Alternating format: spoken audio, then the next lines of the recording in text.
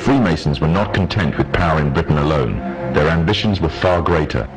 In the years to come, the world would witness Europe and America being plagued by wars and revolutions, each more devastating than the other. However, these would not be as commonly believed the spontaneous effects of a downtrodden people, but in fact schemes created by the exclusive few driven by hunger for absolute power.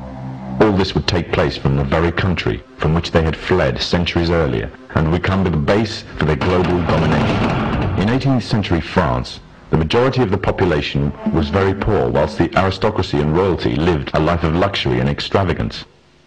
There existed a wide gulf between the two classes. The Freemasons would use this to make the pledge for power, resulting in the biggest upheaval in French history.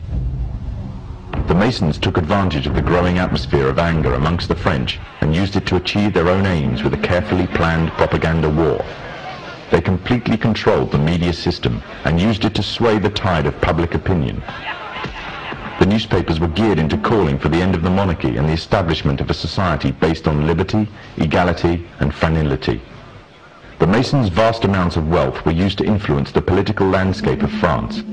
Politicians funded by the Masons promoted the Masonic ideology. The secret lodges of the Masons were open to members of the French army. High-ranking officers and generals were indoctrinated to the Freemasons' way of thinking.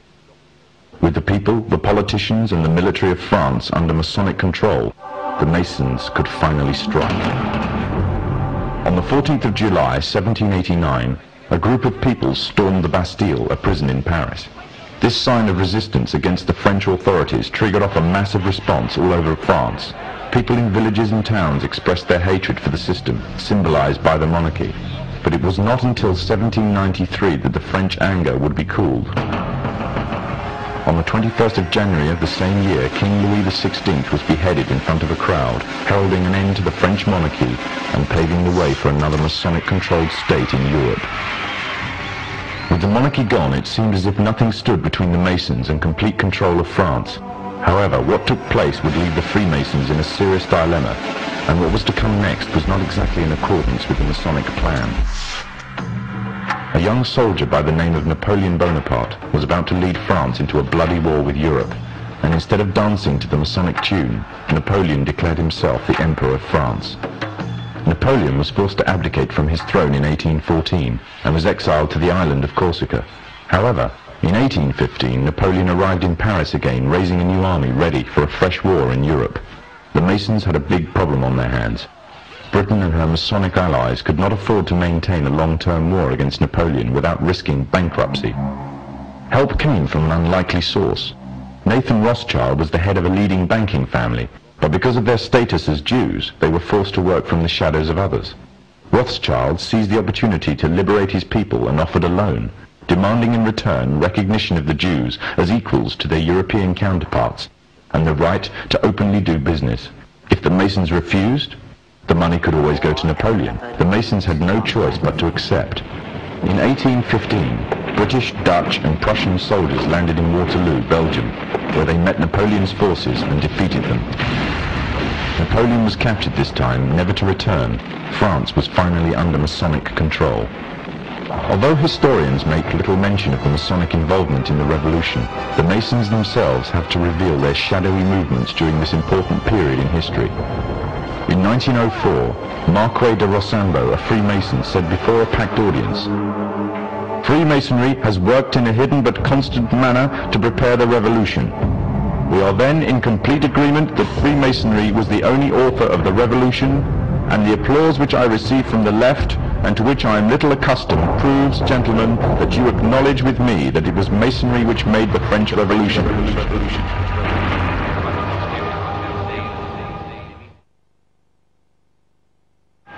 When the so-called founding fathers of America landed on Plymouth Rock, not only did they bring with them disfranchised people, they also brought the freemic elements of Europe.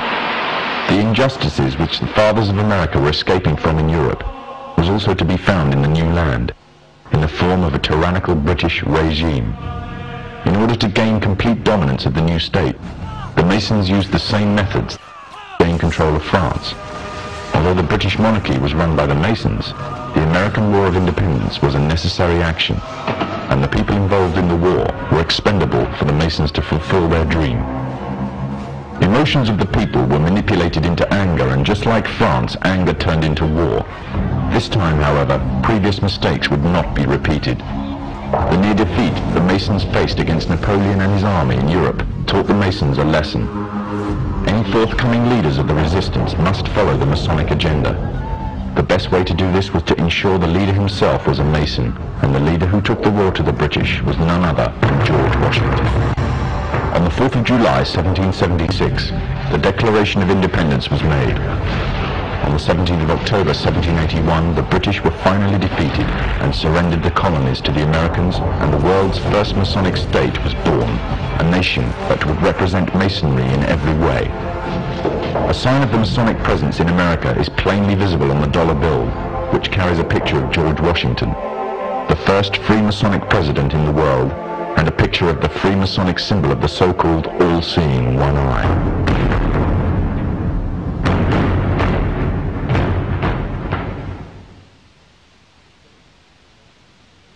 Historically, the control and manipulation of political opinion has been the Freemasons' main weapon in gaining control of countries and states. Once in control of the rulers and politicians of a country, laws and political structures could be changed in accordance with their agenda.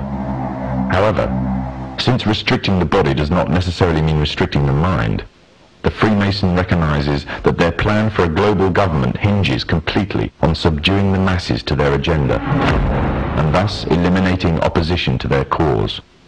And the greatest threat to their plan, posing more danger than any army or law, is the threat of a free-thinking mind. In order to eliminate this threat and to achieve their objective, the Masons have set about the boldest plan ever devised: the complete control of every aspect of human life, your life. And the weapons they are using against you are in your very homes, entertaining you and your children, and gradually indoctrinating you without you even realizing.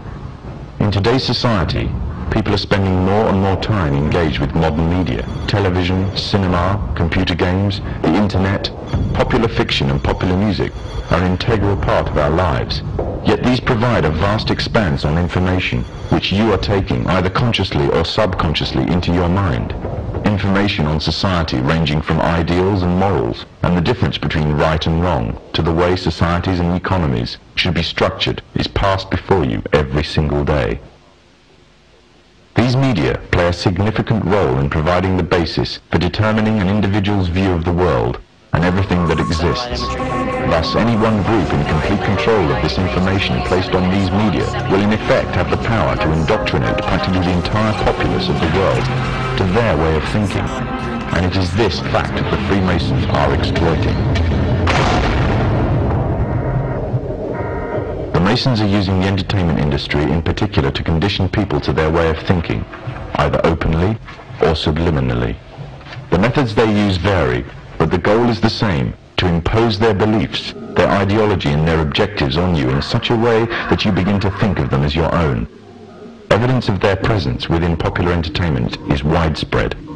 Masonic involvement in the industry is not a new thing. Hailed as one of history's great composers, Wolfgang Amadeus Mozart, a Freemason himself, composed a symphony, which was an open display of Freemasonry.